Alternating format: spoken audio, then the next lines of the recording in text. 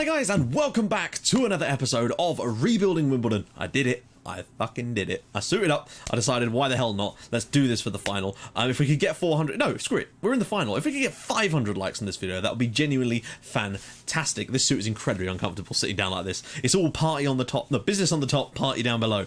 That sounds really strange. Anyway, I will join you guys in a sec. Enjoy some highlights of the games that we've played this month. 2 of them have been postponed, so we actually only played 2 games. Enjoy those, and I'll see you guys in a sec. All the way wide for Clark. Scunthorpe have got a lot of width here. This could be a problem. Oh, Teixeira's put it in his own net, though, I think. Scunthorpe 1, Wimbledon 0. The perfect start. Slipped through for Forrester again. He's in on goal, and the goalkeeper's just decided to run past him instead of actually trying to block the shot. Scunthorpe 2, Wimbledon 0. Perfect. Loveridge.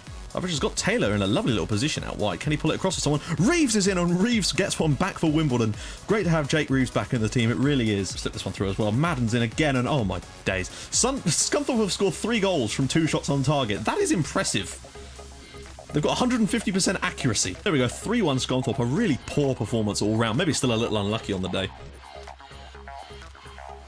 For Dyer, we're going to lose this game, I can just tell. Delfonso knocks it down. There's 4 of you in there, and somehow Delfonso scores.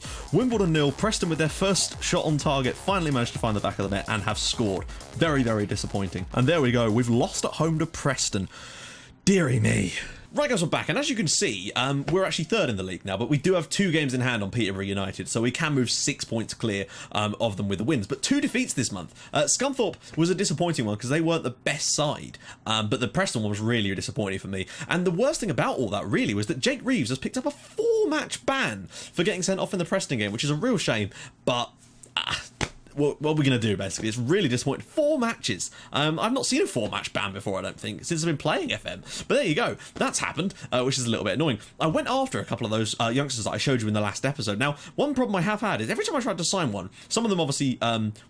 the clubs wouldn't even budge on the values on them, but there was a few I got, you know, to actually join and got them into contract talks. But the problem was, for some reason, the board would not let me offer them more than £200 a week, regardless of what squad role. I set them to key player, and they would only let me offer them £200 a week, which means that we basically can't sign anyone. I don't know why, because the actual the wages cap thing, if you go onto the wages page on the finances, it says that we should be able to offer them loads, but the board won't let me when I actually get into the contract talks, which is really strange, because we've got £300,000 in the bank. I don't know what's going on. It's very, very frustrating. I've even tried to move Tony Harris on.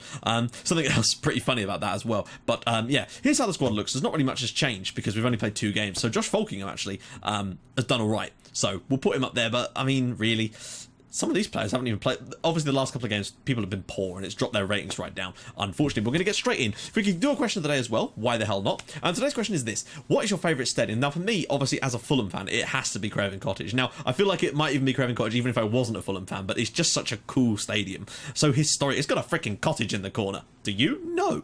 So there you go. What's your favourite stadium and why? And if you do have any ideas for a question of the day, of course, drop those in the comments too with the hashtag QOTD. Right.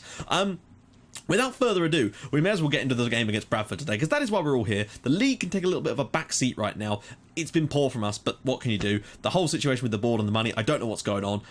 We're going to be missing a few players, though, for this game, which is a real shitter, if you don't mind me saying so. Now, the key here is Morris needs to be closed down as much as possible. Now, unfortunately, we're going to be missing a few players. Both Reeves and Shenton, our first choice midfielders, are both suspended, as is Johnny Ford.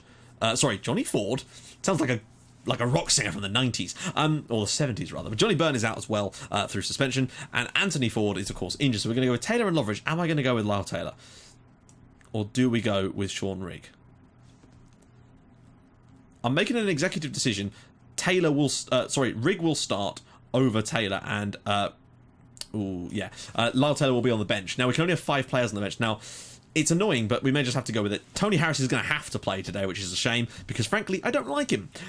So there, Loveridge, Rigg, Bartram, Harris, Folkingham, Frankham, Kinsella, Teixeira, O'Reilly, Fuller, and of course Shea is now back, nearly good enough to be in goal. That's good, because McDonald's made some shocking errors, frankly, this month. He's playing less like McDonald and more like Burger King, frankly. 7 goals is the top for Barnet there. They're the favourites, interestingly, Bradford. So we've got to be on our game today. We really, really do. Let's take a little look. So, as for positions, in theory, since Morris is playing... Wow, it almost looks like he's a wing-back. But, yeah, we are going to try and mark him up a little bit more. I'm actually going to type mark him. because he was so lethal against us during, well, all the games we played against Bradford this year, basically. So I want to try and make sure of that. Because it's the final, we will possibly be going out and looking a bit more at the Pro Zone stats, because I'm desperate to win this game, particularly with the poor form we've been on this month. I really want to win this. I want to win a trophy, basically, and I want to also make sure that we do, so I can take this suit off in delight rather than in shame, mainly because it is incredibly tight. I have a huge neck. Even when I was super skinny, I had a huge neck. It's better than it was now that I've lost a lot of weight, but still, it's not fantastic. Frankly, I always have to buy shirts that are so big. Like, if I wasn't wearing this jacket, it would look like I was wearing a muumuu. That is how big this shirt is right now. But anyway, moving on to the actual match, Tom Lawrence has had a lot of completed passes so far. Is he a player that we should be taking note of? He's there. Yes, he is. I'm actually going to mark him a little tighter. In fact, we're going to set all of these and just absolutely annihilate him, because he looks like their main playmaker in the team. So if we can take him out of the team, then we might have a chance at winning this. We've beaten Bradford this year. We've also lost to Bradford this year. So it's oh Christ, not with the ball. And please don't lose this from a goal from a corner or something. Harris needs to look long. He does. Loveridge does brilliantly to bring that down. Beautiful pass for George Frankham, of all people, who's in. Can he shoot from that? Oh, Georgie, poor G. Not the best effort, but frankly, oh wait, what? Is he taking a massive knock? Indicating he wants to come off. Shit, a back strain. Do we push him in? Falkingham is in here. Falkingham is in here. Oh, what a save that is from Jones. Do we leave him on? See, Bradford have only shot from range really so far. We've had a lot of half chances. Frankham, I'm going to have to leave him in. We need him in this team. He's our set piece man. He's such an important player. He's a creative winger, and we don't have that when he's not on, particularly as we don't have Anthony Ford to come in. I think George Frankham's going to have to stay on. I'm sorry, George. If he misses a couple of games because of that in the league afterwards, then we're just going to have to deal with that. But this is a cup final. Somebody get him an injection at halftime. Loveridge is through here. Can he get it to Rig? Go on. You know you want to. Is he going to cut inside and have a shot himself? Oh, I thought that was going to drift over the keeper's head. They've only got one man up front, and that's usually quite bread and butter sort of stuff for O'Reilly. Rig now drops it off. He's going to get back here. Rig is already looking more assured in this game than Lyle Taylor did. Now, the reason Lyle Taylor didn't play in the two games you saw in the highlights is because I basically just forgot. I forgot to put him in, which is really stupid of me. It really is. And that's been cleared as far as Frankham. We're starting to get a bit of pressure now. 62% possession in this game so far. Frankham whips it all the way across. Loveridge! Yes! That's onside, right? Yes, it is. Bradford City 0, Wimbledon 1. Frankham stays on and provides the assist. Loveridge at the back post, and it is 1-0. And we lead at half-time. Frankly, you can't deny it. We've deserved that lead. They've had, yeah, fine, they've hit the target 3 times, but they've had 3 long shots so far. Frankham, I thought he was going to run this out of play. Somehow keeps it in, just lumps it into the box. Defender almost ducks out of the way, and there is James Loveridge at the back post. Almost like a no-look finish there. Here, I assume this is Wembley. Bradford City 0, Wimbledon 1. The perfect first half performance. Right, good first half. Let's just stay composed, though. Let's not let this one slip away. I'm going to have a look at their Pro Zone stats anyway, and see if anyone else is doing something for them that we want to try and take a little gander at. Shots on target ratio is decent for Tom Lawrence, but right, so we've had 12 key passes, they've had 3, 8, 44 and 19, so nothing superb there, but I want to see if anyone's linking up the play a lot for them. Even if they're not key passes, they might still be passes. So, right, Johnny Rowell has been probably the most important player for them so far. Let's just see whereabouts on the pitch he's playing. He's one of the defensive mids. Their wingers are so withdrawn. It's like they're actually playing as wingbacks. You'd think they'd be further up. It's genuinely like they're actually playing 2 sets of fullbacks. It's really strange. Maybe they actually are. I'm not sure. Alright, so what we're going to do, we're going with Rowell. Close him down a little bit more, and we're going to show him onto his weaker foot. I don't want to tight mark him because he's a defensive midfielder, and that could cause all kinds of shizzles. So, second half, we're leading 1-0. Things are looking fine and dandy for now, but we've got to try and maintain our strength. Now, one thing I am worried about is tends to happen is we're actually going to drop slightly deeper now. I don't normally mess with that instruction, but unfortunately in the past, particularly against Preston, Delfonso kept getting in behind us. Now, since we've got the lead, I figure, well, we can just sort of sit on it a little bit more. So if we can sit a little bit deeper, then fine. You know, I'm not particularly bothered about getting a second goal in this game, as long as we. Oh, Jesus, don't. There we go. As long as we can get away with the win, I don't really care about what else we do. We're still a little bit deeper. Yeah, it might allow a little bit more space for them in the midfield, but provided we can cluster this area and not let them get in behind us, we should be okay. Well done, Lewis Kinsella. We're going to concede from this cross now. It's so obvious sometimes. Tom Lawrence equalises, and maybe that's my fault for dropping back a little deeper, but usually that's to prevent those exact scenarios, because usually if you're sat a little bit deeper, they can't get those balls in behind the back four from crosses. But unfortunately, that one's gone across the face of all of them, and none of my defenders actually tried to go for the ball. So we're going to have to go and revert back to the original tactic, and I hope they don't flip this on us. I don't want to... We're going to push higher up. We're just going to have to do what we do. They're not closing us down supremely much, so we might not benefit from going... with a higher tempo. I did actually try that in one of the games. I can't remember which one it was. I think it was the game against Bury. We went higher tempo because they were closing us down in like droves. So I pushed the tempo a little bit, and we did actually get the win as a result of that. But, you know, the team isn't particularly comfortable with that type of play, so it's only useful for in small bursts. Folkingham. He's done well there, but Frankham... Look at it. Actually, they are closing down quite a bit now. Slips it through. Frankham's in here. Can he pull it back across? Rig! That was the chance. We probably should still be winning this game. We've done well enough so far, and I wonder if this is going to go to extra time or something. Right. First change. Look at these two in the middle. They're knackered. Frankham's going to have to stay on, but Folkingham might have to come off for John Meads. John Meads. Sean Rigg's not been great today. I'm actually tempted to give Lyle his chance.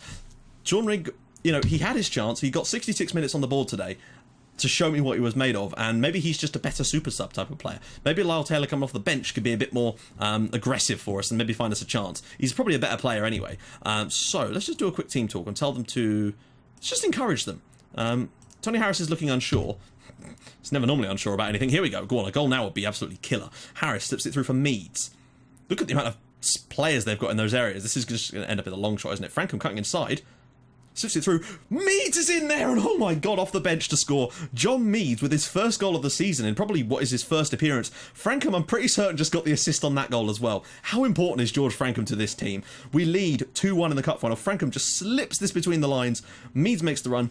Goalkeeper probably should have come out, but instead just decides to stand there, and Meads roofs it like a hockey puck to the roof of the net, and it is now 2-1. I'm not going to drop deeper again, because that seemed to cost us last time.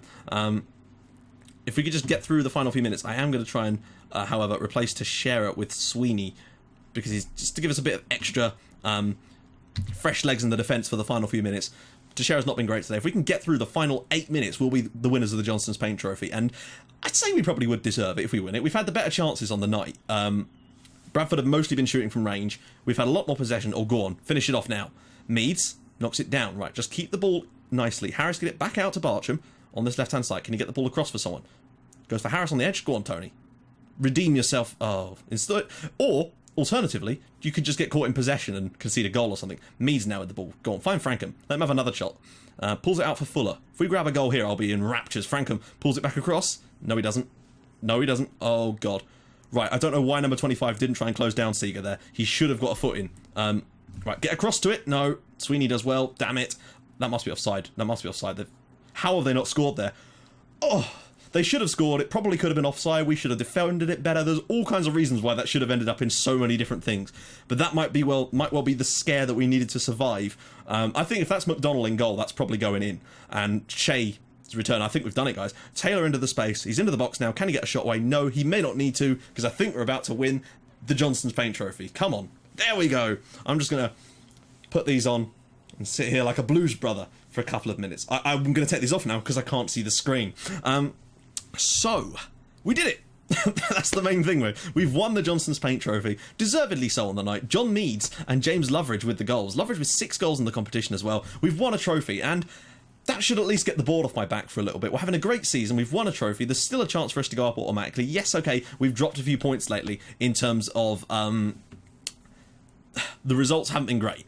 But, unfortunately, we're now going to get a bit of fixture congestion, which isn't superb. 3 straight away games as well. Gillingham, Fleetwood and Southend. Not easy. We need points from those games. I want 4 points from those 3 away games. I do. We need to win one and get a draw in another, because our away form has been pretty shoddy lately. I don't know if there's a way of filtering this. There is, actually. Let's just have a look at our away form. Like, look at this.